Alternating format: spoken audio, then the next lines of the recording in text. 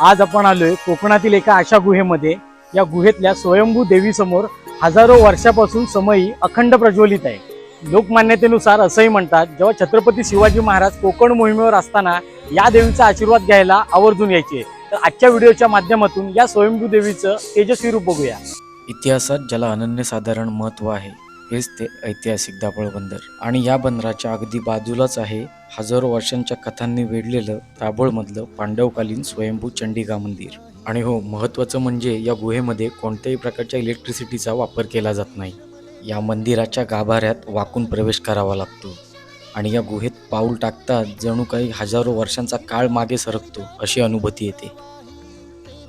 हजारो वर्षापासून गुहेतल्या अंधारात तेजाने झळकणाऱ्या मूर्तीसमोर उभं राहिल्यावर जाणवणारा तेजस्वी प्रकाश आणि गूढ शांतता मनाला भारावून टाकतो.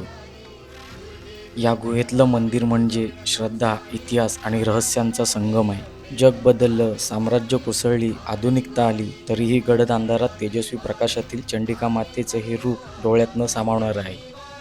चंडिका देवीला उग्र रूप मानले जाते, जी संकट काळात रक्षण करते. देवीने ज्यांना दृष्टांत दिला ते पुरी घराण्यातील संत जमनापुरी यांची इथे जिवंत समाधी आहे. वंशपरंपरेने पुरी कुटुंबीय आजही देवीची मनोभावे सेवा करीत आहेत. कोकणातल्या या गुहेतलं रहस्यमयी गूढ अनुभवायचं असेल तर ही रील आत्ताच सेव्ह करा, शेअर करा आणि आपल्या व्हायरल मित्रमंडळाला नक्की फॉलो करा.